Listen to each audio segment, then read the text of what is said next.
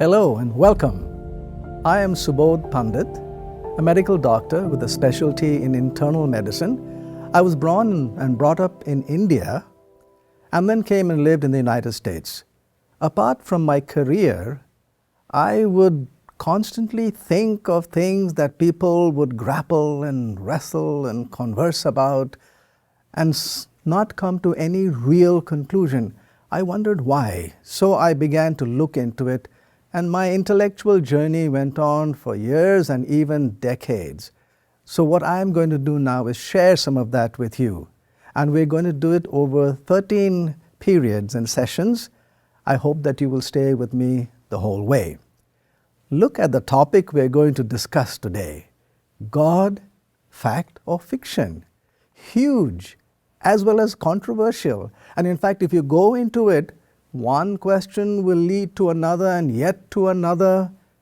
But what we are going to do is face those questions, not shy away, and face them squarely. Welcome, friend, to this intellectual journey. My main aim is to make you think and think critically. Think for yourself. So whatever your present ideas or philosophies, put on your thinking cap and come, search with me. One of the main reasons these debates never come to a satisfying conclusion is because they don't start off with the right foot. And what do I mean by that? The sides and the people involved in the debate do not sit together and decide what it is that will form the base of their discussion. In other words, what are the principles that will guide them? I call them premises. The premises have to set before the debate so that everyone is playing the same game. Otherwise, if they're not set, there is no base, then we are talking past each other, no common bearing, and maybe even playing a different game. So, our first task is to set the premises. And that's why the first session is the premises. And here we begin at the starting point. What is our present position? There are three possible positions. Number one, the attitude of a disbelieving inquirer, the attitude of a believing inquirer, and the attitude of a neutral inquirer. Note that they are all inquirers. In fact, you and I have all three of these attitudes in us. And because they all are inquiring attitudes, we can flit from one to the other so smoothly that we don't even notice the change. So we may come to the table with one attitude and actually do not know that that is the one that we are using at the moment. Thus, we may not be aware of what we are really doing at that point. But what do we mean by these words? Here are some descriptions. The believing attitude dismisses the report prior to thorough investigation. The believing attitude accepts, swallows it before doing any investigation, while the inquiring attitude does not initially accept nor dismiss, but holds verdict until the investigation is done. Here's another three. The disbelieving attitude focuses on the questions and disregards all the fair evidence. The believing attitude will focus on the evidence and disregard all the big questions, whereas the inquiring attitude focuses on the weight of evidence, and that's all he or she can do. Do you know, on this earth, we really cannot have final proofs. What we can have, however, is the weight of evidence. Now, you and I may inquire with a believing or a disbelieving attitude and think we are fair because it's an inquiry.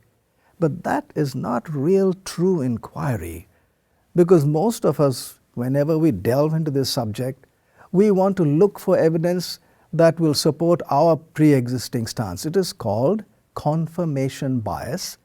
And here's the definition. It is the tendency to recall, select, or interpret evidence in a way that supports one's pre-existing beliefs. Now, how many on earth do you think are biased? Everyone, you, me, everyone on planet Earth is actually biased. So if all of us are biased, don't call anyone biased and don't be called biased by anyone. The challenge really is to become an inquiring inquirer or a neutral inquirer. So how do we shift away from our biases to really becoming neutral? Well, the first thing is to address and deal with confirmation bias. And here's how you do it. A few points. Number one, we confess and acknowledge it. You and I are biased. So what do we do with that? We make a decision that we will not let that enter into our debate. We set it aside. In other words, we drop our previous beliefs and disbeliefs. But really, we can't drop it in a moment. What we mean to say is that we do not rise up in passionate defense of our own beliefs, nor do we attack the beliefs and the points of the opposing side. If we do that, we will avoid blind belief as well as blind dismissal. And then we can engage in neutral inquiry. So what do we mean by neutral inquiry? Here are some points. Number one, a neutral inquirer always makes two opposing theories, never just one. No pros and cons of just this side. No, he makes two opposing theories and then looks at both. Why do we want that? That's to avoid what is called default conclusions. So what do we mean by default? Let me ask you a question. When is a good decision a bad decision? And when is a bad decision a good decision? Oh, you'll say, that sounds contradictory. But really, wait. If you try to answer that, it might be quite insightful. Here's why a good decision is a bad decision. If the options facing you and me are good, better, and best, but we just chose the good. We could have gone for the best, but we chose the good. That's a bad decision. On the other hand, likewise, if the options facing us are bad, worse, and worst, then choosing the bad is a good decision. In fact, of these three, bad, worse, and worst, the bad is the best. Why do we say this? Because in the discussions that we have on these large topics which are controversial, we can never make a good decision. We can only make bad. And what we mean by bad, we mean that all these belief systems and these topics have gaps, discrepancies, and even contradictions. So the question really is, which one would you take? So what we are saying is this. Just because it looks good, don't just grab to that and then discard the others, because the others might be better. And just because this theory has some questions and some discrepancies, don't discard it, because if you discard it, you might go for something worse. In other words, hold on to both the sides and look at both. The next 2 points are that we treat both equally and we give both the same chance to win. Then we can be sure that the real winner has won. And if you really want to get into the nitty-gritty of it, then we have to set the criteria that we will use for our search and for our discussion. So let's set the criteria right now. We will lean, number one, on information and evidence, not mere opinion. Number two, we will go for logic and common sense, not crass illogic. And number three, we will strive to reason and explain rather than state some things that are absurd. Socrates said these words, actually quoted by Plato, "Go where the argument leads. Don't lead the argument where you want it to go. Let's say it again. Go where the argument leads. Now, doing that is not all that easy, because facing and addressing big controversial questions actually requires solid, raw courage. Because you might find something there that goes against what you previously believed. And also you might find something there that causes you to change your whole lifestyle and behavior. So even though you choose to become a neutral inquirer, confirmation bias can be really hard to overcome. So we need help. Help in creating an atmosphere that is conducive to being a neutral inquirer right through. So, what shall we do about creating that atmosphere? Here's how we do it. We require 4 factors, 4 things that we will hold on to that will create that atmosphere. Here are the 4. Number 1, humility. Number 2, honesty. Number 3, calmness. And number 4, respect. What do we mean by these words? Humility. This is the cardinal, prime, and most essential factor of all. If ever we become proud and boastful about our own knowledge, we close the door to what we might get next. So we remain humble, teachable, a learning attitude, standing small in the face of the vastness and grandeur of the universe and all the information that it contains. How little we really know. That should make us humble. Also, when there's somebody else next to us who has a lot of knowledge and who obviously is willing to teach, we humbly learn from that individual. Humility is number 1. Honesty. Here's a definition. The willingness to give credit to a point or argument, no matter who brings it to the table, and even if that credit has the possibility of destroying my own previous stand or position. Did you notice that I put my own name there, Subodh Pandit? That is because that is the definition I gave. That is the principle I followed when I was doing my search. In other words, give credit where credit is due and withhold credit when it is not due. You know what I called it? I called it the wow factor. You got to say wow when a piece of information is really impressive and it amazes you. Don't start first thinking, if I say wow, well, he or she might get the credit and not me.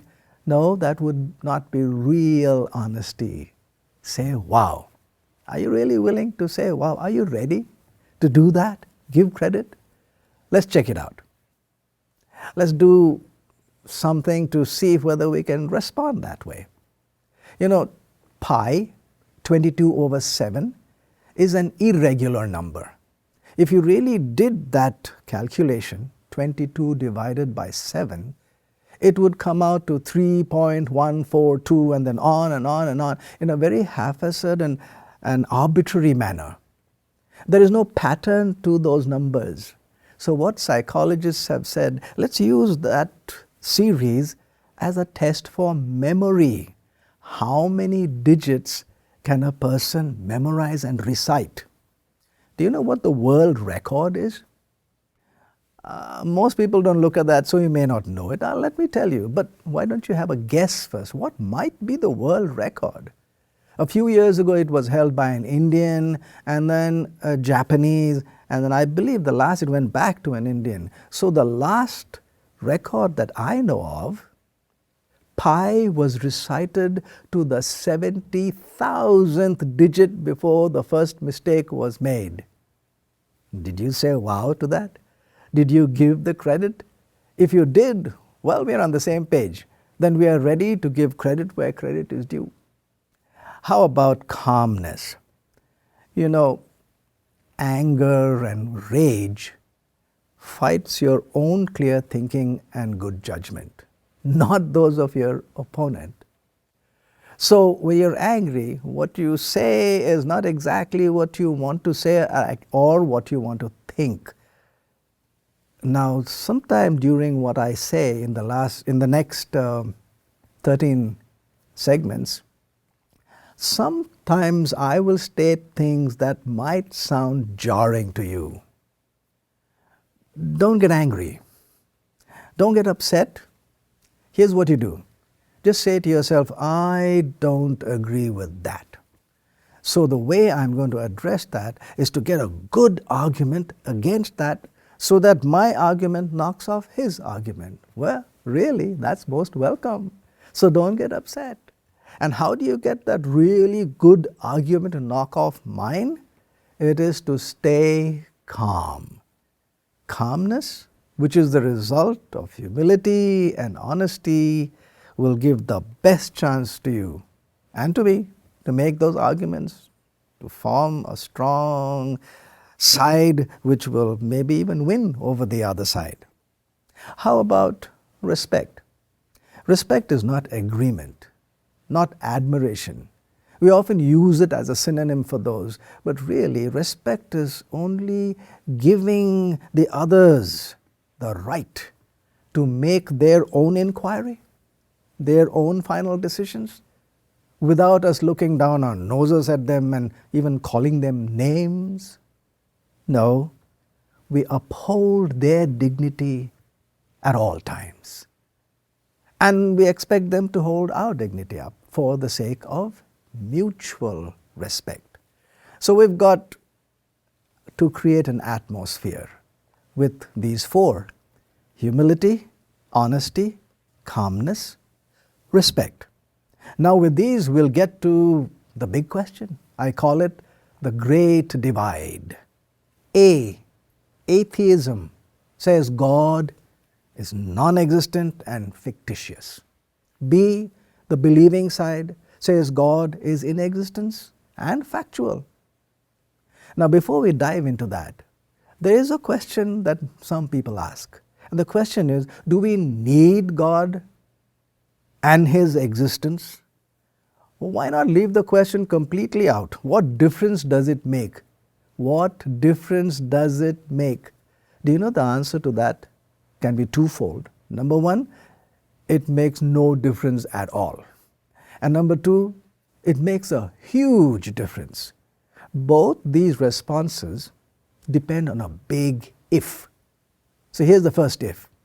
If our human lives, let's say 100 years, is the sum total of our existence, what lies beyond is absolute nothingness, total oblivion, then nobody needs God. Do you know that both the sides agree to this? It's just plain common sense. So I'm going to read to you now two statements from each from the sides. Here's Quentin Smith, an atheist, a confirmed atheist. Look at his words. He wrote this in a book, Theism, Atheism, and the Big Bang Cosmology. The only reasonable belief is that we came from nothing, by nothing, and for nothing. On the other side, King Solomon, a believer who wrote out in a religious book these words: "What happens to the fool will happen to me also. The fate of the humans and the fate of animals is the same. As one dies, so dies the other." Look, nobody needs God to live or die like a king or a fool. Nobody needs God to live or die like an animal or a human. The other if the supernatural realm is real and God does exist, then a utopia of some kind called a heaven or a paradise or nirvana could be a reasonable theory. And if that is the actual goal of our lives and not what Quentin Smith said, well then you and I will have to agree to at least two things. Number one, we as humans are inherently, totally incapable of getting there. Number two, we need God in this life to show us the path of how to get there. and also to provide for us when we get there. We can't take anything from here to there. So we do need God for that. So finally, do we need God? No, if the supernatural realm is false and fictitious. And yes, absolutely yes, if that realm does exist and reaching there is our goal. So now the pertinent question, is the supernatural realm factual and true? Does God truly exist? Getting into that, here's a challenge. We should not only be fair and balanced in our assessment, but we should make a deliberate attempt to show that we are being even-handed and fair. We should give both sides the same chance to win. Give them all the benefits, and if we are honest, well, take away all the credits that are not supposed to be given. And when we do it fairly, you and I will be sure then that the real winner has won. And then we can give evidence for what we have just found. One of the ways is to implement the PAN process. Now, I'm sure you haven't heard of that PAN process, so let me tell you what it means and what it says. Here's the PAN process. It is a method of inquiry that examines both options equally. What do we mean by that? What does the word PAN mean? Number one, it means going across. So like we said earlier, don't stay on only one side, go across to the others. Like Pan American Airlines, it goes across America. We don't stay at one place. Number two, Pan also means sifting. They panned for gold way back in the 1840s during the gold rush.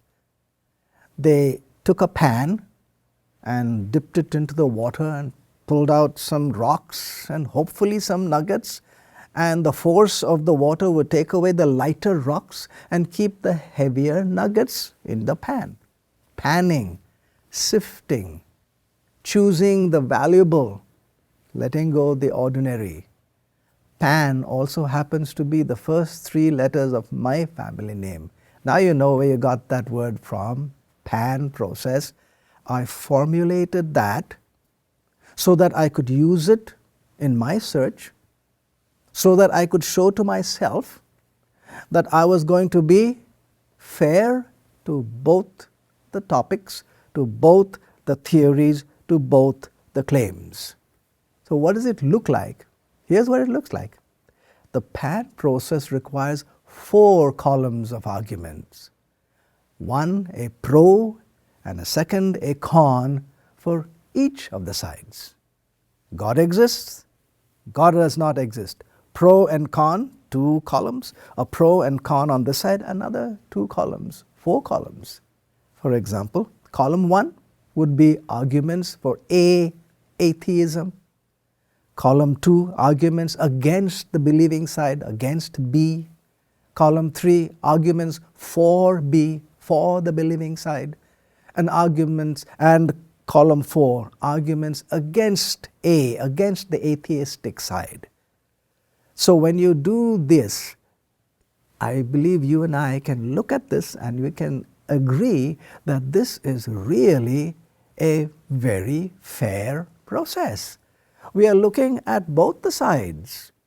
And when we do that, we shouldn't try to push down one, should not try to pull up the other. Just let the arguments speak for themselves. So that is what we will do. We will do the PAN process.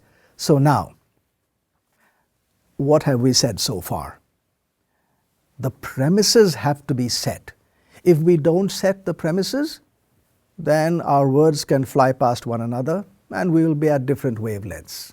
So we set the premises, and this is what we said the premises would look like. First, we assess our present attitude. Am I a disbelieving inquirer, a believing inquirer, or a neutral inquirer?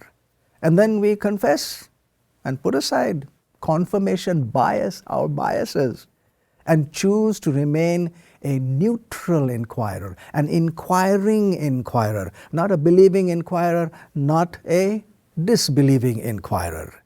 And then we implement the traits or the characteristics of a neutral inquirer. And what are those?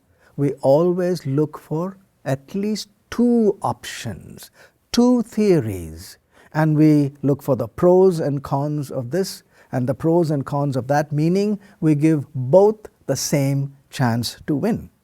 And if we really want to do that, well, then we have to set the criteria. And we set the criteria.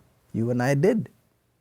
We will go for evidence, for reason, for logic.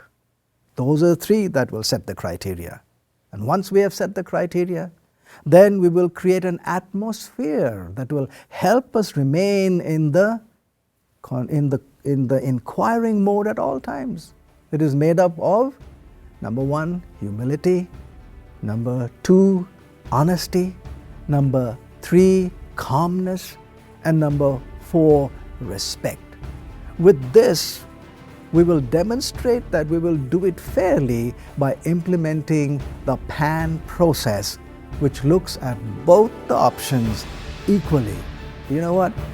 We will do the PAN process in the very next section and the segment. So keep coming back, because the next section will talk about the PAN process. If you have enjoyed this presentation with Dr. Subodh Pandit and wish to watch more of this unique 13-part series for free online, visit the website godfactorfiction.com. That's godfactorfiction.com. If you would like to order this fascinating series on DVD, it is now available from Whitehorse Media. To order from within the U.S., call 1-800-782-4253. Dr. Subodh Pandit has written two eye-opening books entitled Come Search With Me, Does God Really Exist? And Come Search With Me, The Weight of Evidence, which further explore the topics of evolution, theism, atheism, and religion. To order these books from within the U.S., call 1-800-782-4253. That's 1-800-782-4253. If you live outside the U.S., you may also easily order them on Amazon.com.